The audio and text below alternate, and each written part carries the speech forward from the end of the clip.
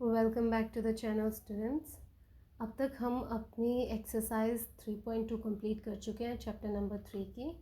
इस लेक्चर में हम स्टार्ट करने वाले हैं टाइप्स ऑफ एंगल। मैं आपको बताऊंगी दो पैरेलल लाइंस के बीच में कितने टाइप के एंगल्स बनते हैं जो हमें फर्दर चैप्टर में क्वेश्चन सॉल्व करने में हेल्प करेंगे। उससे पहले मैं आपको बताना चाहती हूँ, अगर आपको मेरा पढ़ा हुआ पसंद आ रहा है तो आप चैनल को लाइक एंड सब्सक्राइब कर सकते हैं, और अगर चाहें तो आप शेयर भी कर सकते हैं। ठीक है, चलिए स्टार्ट करते हैं। लाइक एंड सब्सक्राइब करने के बाद आप स्टार्ट करते हैं हम क्लास को।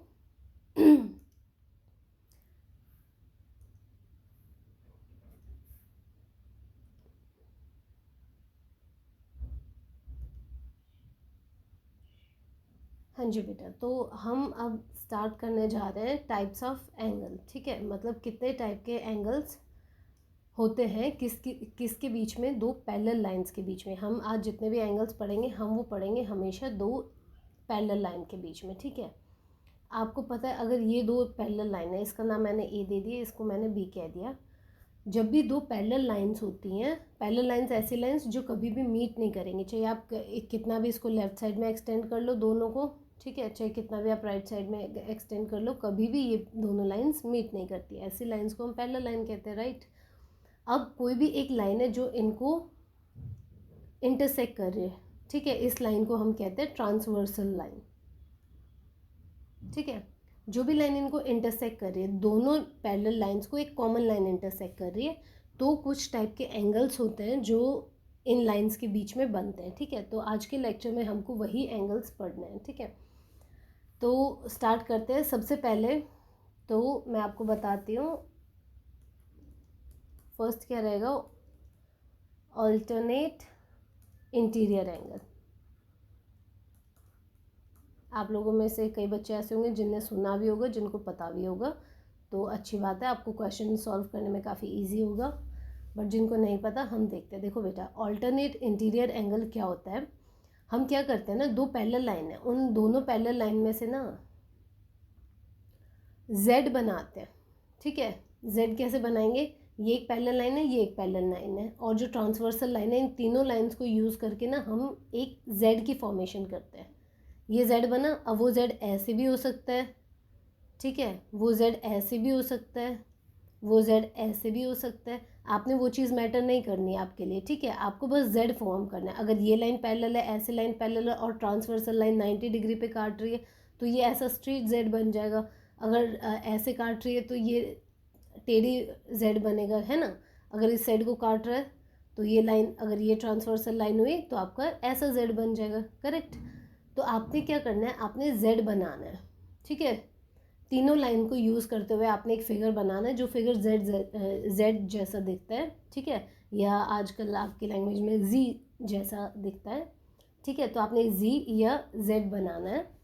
ठीक है, तीनों लाइन को यूज़ करते हुए, ये लाइन भी यूज़ हो रही है, ट्रांसवर्सल लाइन भी यूज़ हो रही है, और ये लाइन भी यूज़ हो रही है। अब इनके जो जेड के अंदर वाले एंगल्स होते हैं, ये कॉर्नर वाला एंगल और ये कॉर्नर वाला एंगल, ये दोनों एंगल बेटा सेम होते हैं।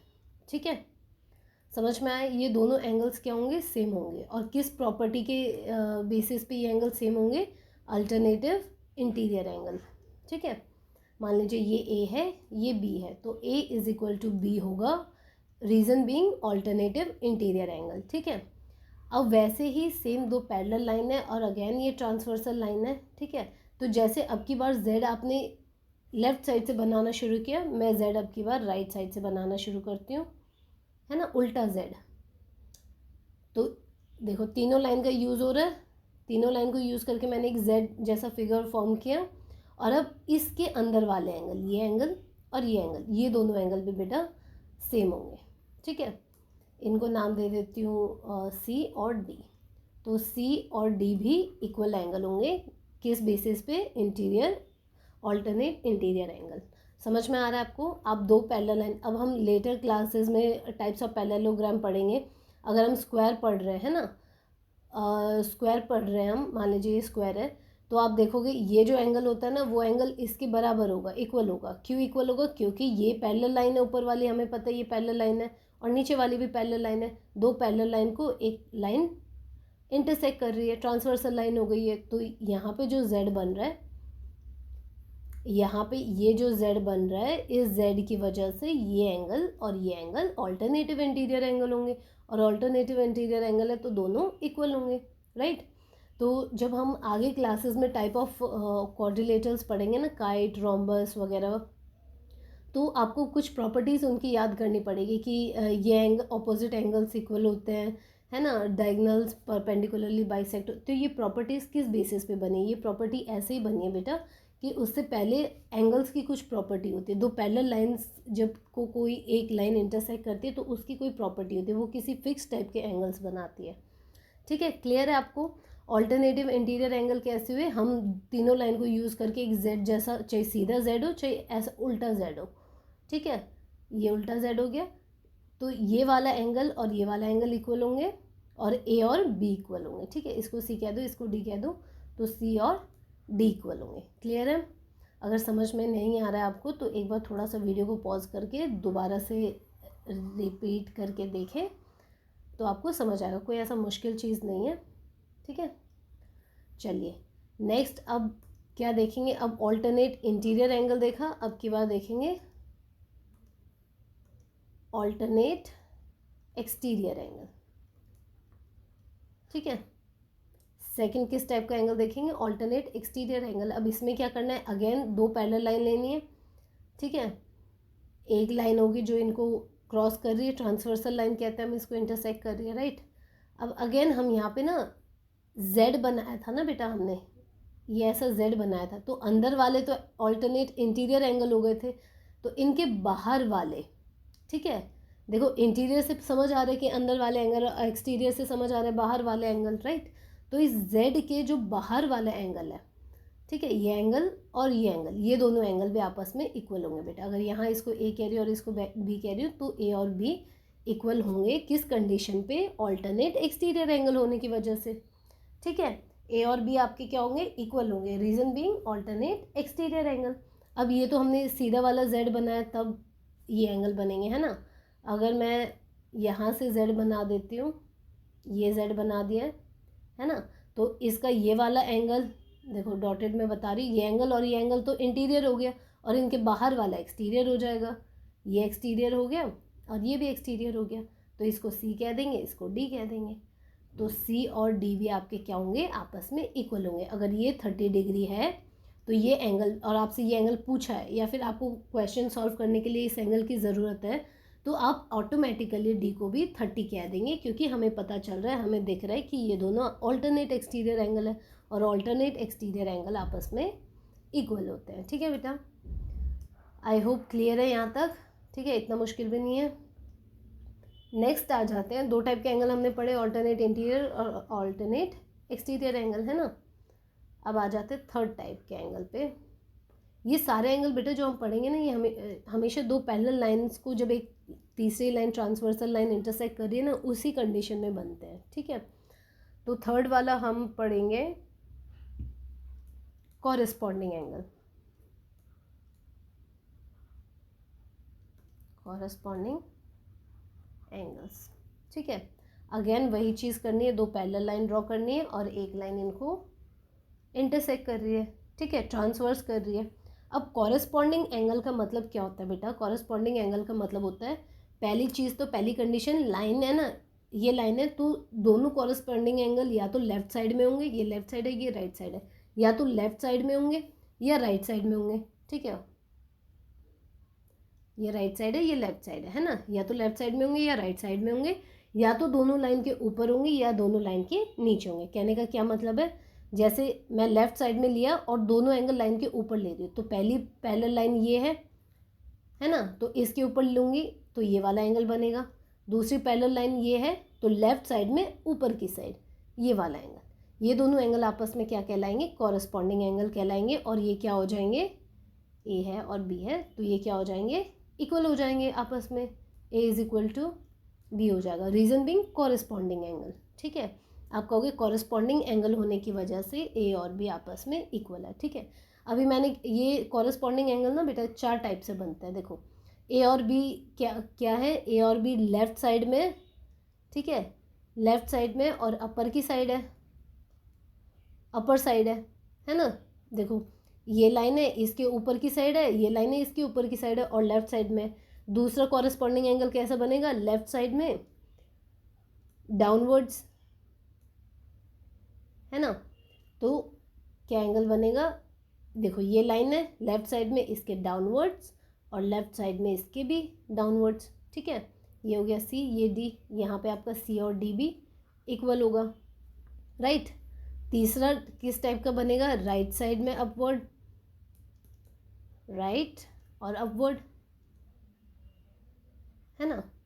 तो आप कैसा बनाओगे, आप बनाओगे ये राइट साइड है, ये वाली साइड राइट साइड है ना, और अपवर्ड मतलब लाइन के ऊपर, तो ये एंगल बनाया और इसमें भी लाइन के ऊपर ये एंगल बनाया आपने, इसको ई कह दो, इसको एफ कह दो, ई और एफ भी आपके क्या होंगे, इक्वल होंगे, ठीक है।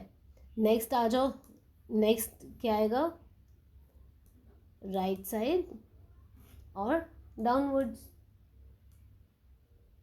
राइट। तो इसमें भी आपका क्या बनेगा, कहाँ बनेगा एंगल, राइट साइड में और लाइन के नीचे की साइड डाउनवर्ड्स, राइट। इसको जी कह दो और इसको एच कह दो, तो जी आपका किसके इक्वल हो जाएगा, एच के इक्वल हो जाएगा, ठीक है। ये सारे एंगल आपस में इक्वल होंगे, ए बी के इक्वल होगा, सी डी के इक्वल होगा, ई एफ के इक्वल होगा और जी एच के इक्वल होगा। रीज़न क्या है, क्योंकि ये एंगल्स आपस में कॉरस्पॉन्डिंग एंगल्स है, राइट। तो आपने क्या ध्यान रखना है, या तो लेफ्ट साइड वाला ही लेफ्ट साइड के साथ कंपेयर करोगे आप, लेफ्ट वाला लेफ्ट के इक्वल होगा, ठीक है, राइट वाला राइट के इक्वल होगा, और ऊपर वाला ऊपर वाली साइड ही बनाओगे, दोनों अपर साइड या फिर दोनों डाउनवर्ड साइड, ठीक है।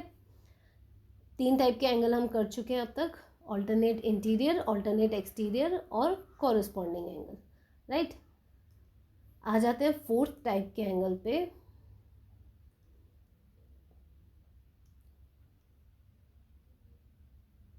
फोर्थ है आपका कंजिक्यूटिव। आपके बेटा एनसीईआरटी की बुक में ना ये वाला टाइप कवर्ड नहीं है, ये वाला टाइप अभी नहीं है, पहले था बट अभी नहीं है, और शायद क्वेश्चंस में भी आपको इसकी ज़रूरत नहीं पड़ेगी, बट स्टिल क्योंकि हम एंगल्स देख ही रहे हैं तो ये वाली चीज़ भी देख लेते हैं, क्योंकि आगे फ्यूचर में हमको डेफिनेटली काम आएगी, है ना। 9th 8th क्लास में ही तो नहीं है ना, आगे तो ज़रूरत पड़ेगी आपको। तो एग्जीक्यूटिव इंटीरियर एंगल देखते हैं पहले।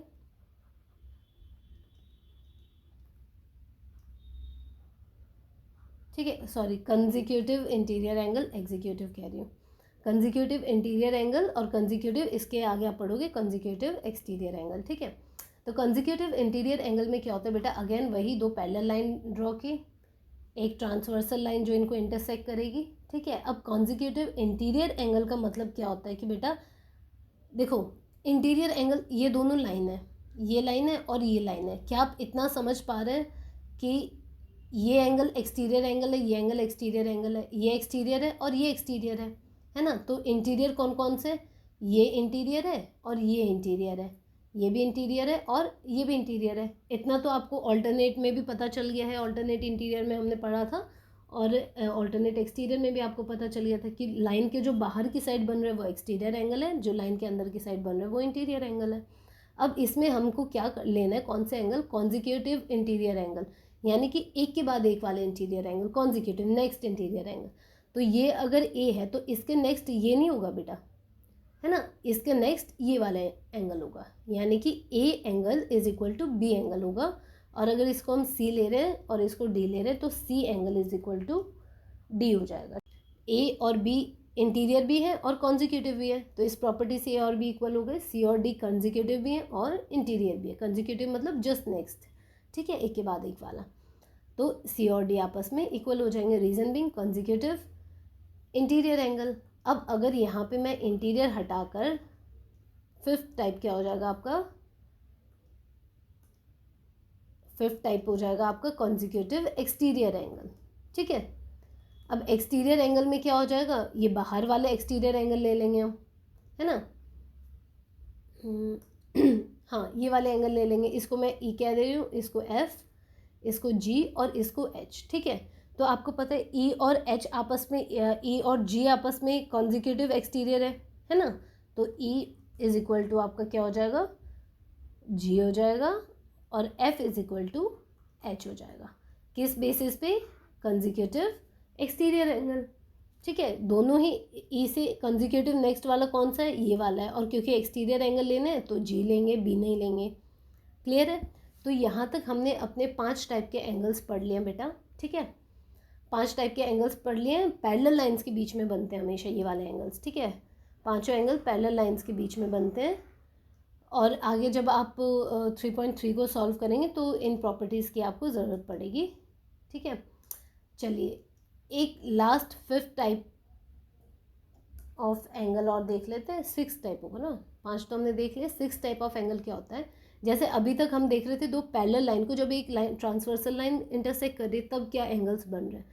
अब अगर दो कोई भी पैरेलल नॉन पैरेलल लाइन आपस में एक दूसरे को इंटरसेक्ट करती हैं तो बेटा क्या होता है? इंटरसेक्ट नहीं, स्ट्रेट लाइन है, 2 स्ट्रेट लाइन आपस में इंटरसेक्ट कर रही हैं तो देखो 4 एंगल्स बन रहे हैं, है ना।